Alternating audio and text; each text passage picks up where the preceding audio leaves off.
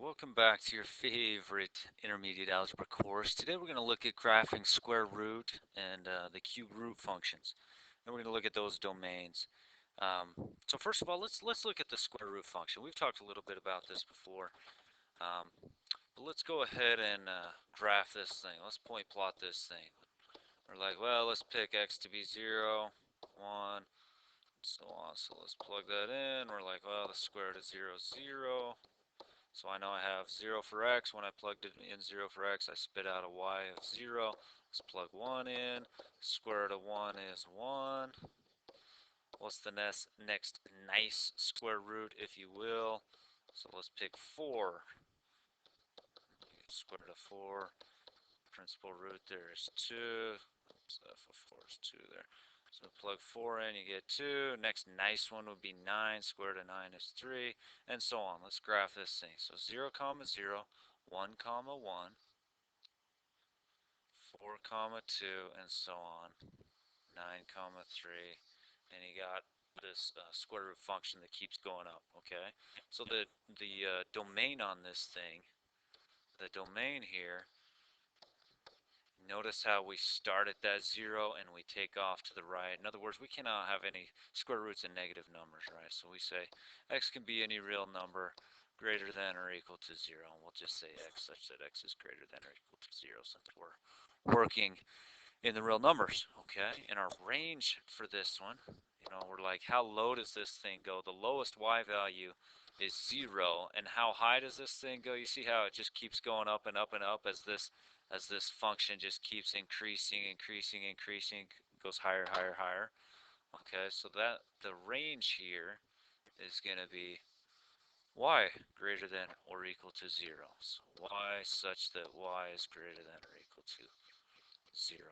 Okay, so that's the classic square root function. We call that a parent function. So all the other functions involving square roots are going to be some sort of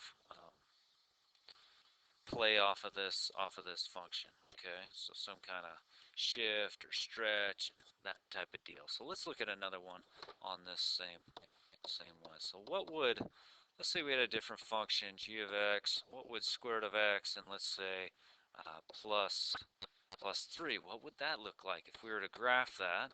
Well, we plug in 0. Square root of 0 is 0.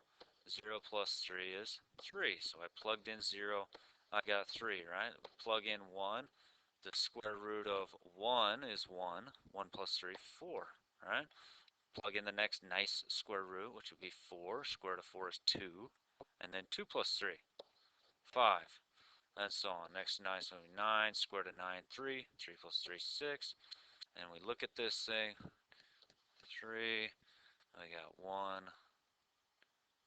4. And then we got 4, 5. And we're like, oh, this thing looks exactly the same, okay, and it's shifted up 3 units, okay? So that right there is a vertical shift up 3 units, okay? So if that was, so instead, let's think about what would you suppose this would do if I had a different function? Square root of x minus 7. I say that's going to shift it down. Vertical shift down 7 units. Okay? So that's what that does if you tack on a number onto the very end there. Okay? That what we're going to call k term. That k term is going to move that up or down. Okay? Well, now let's consider a different one here. What if we put something inside the radical with that? So let's say h of x is square root of, let's go x minus 2. X minus 2.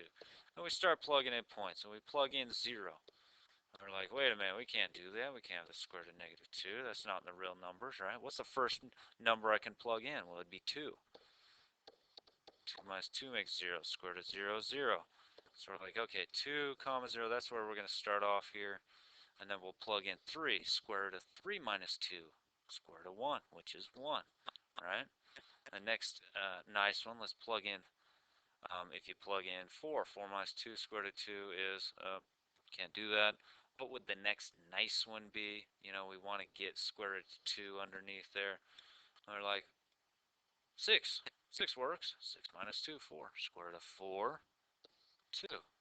And so on. So we get looking at this thing, 2, 0, 3, 1, 6, comma, 2, anyways, and so on. And this thing looks like that. So it looks exactly like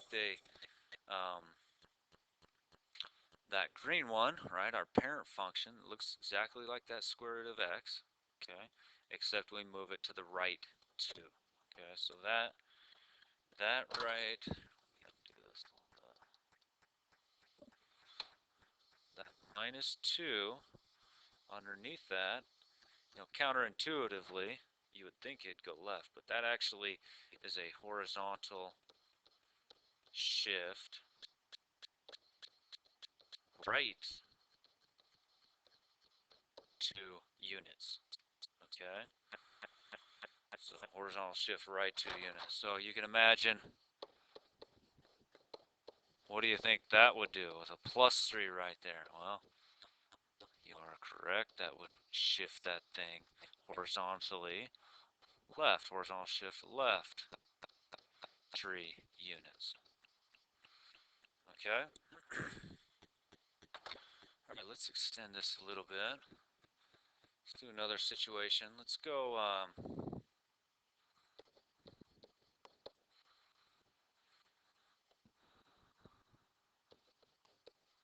what if we put a negative right in front of that? Okay, a negative in front of that. So we start point plotting that, plug in 0, get 0, 1. And we're like, oh, the square root of 1 is 1. But we have that negative in front, which makes it a negative 1, right? So 1, negative 1. We plug in 4 next, right? We plug in the 4. Square root of 4, 2, negative 2, and so on. Let me go back up to this thing. Okay.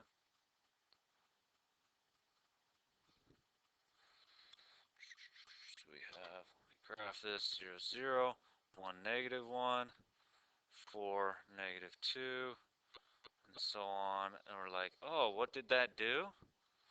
What did that negative in front do? It reflected that green, the original parent function, the square root of x. It's a reflection about the line, about the x-axis. Okay, so that's what a negative will do right there. It will reflect, reflection about x-axis. Okay? Reflection about the x-axis. That's what a negative in front will do.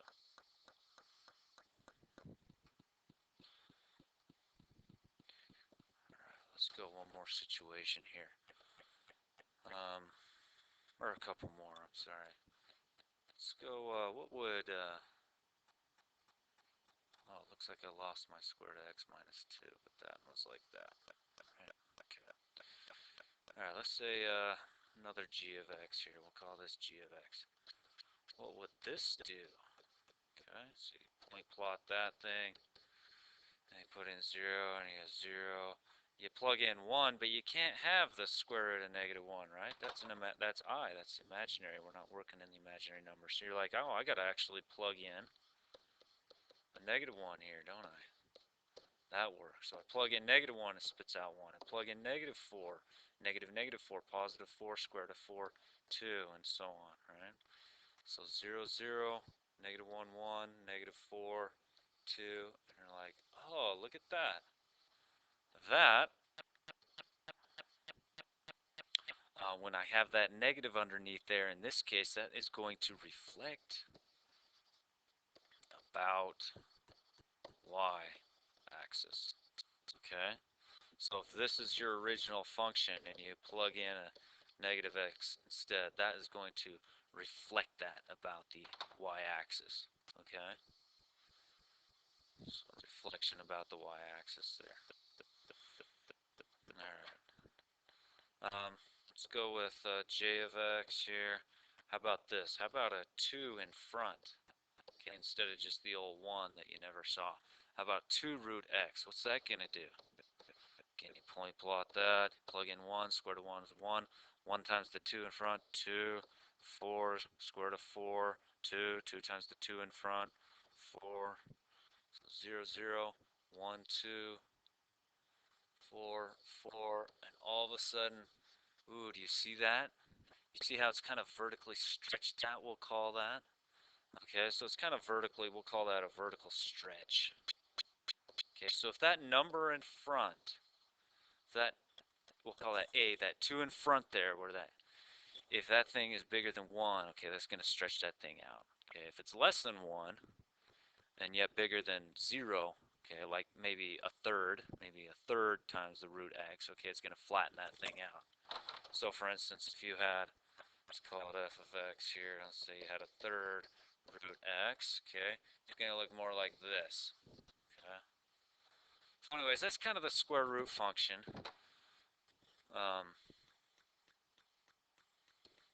So let's say you have, you know what, let me go back to this here. Extend this a little more. Do one last example. Let's say you have, what's this going to look like approximately? Throw that all together. And you're like, well, that is going to bump it up 1. That one right there is going to move it left 1. And that thing's going to like stretch that thing out. So vertical stretch. Okay, it's kind of going to go a little taller, if you will. So if your original, if this is your square root of x, you think about going up 1. So you go up 1 and over 1. Okay? You kind of stretch that thing out too, so it's going to be a little steeper, if you will. I don't know if it's that steep, but that's what's going to do. But you got to point plot a bunch of points to take a look at that. Okay? So that's your, that is the square root function. Let me stop right there. We'll do the cube root in the next one.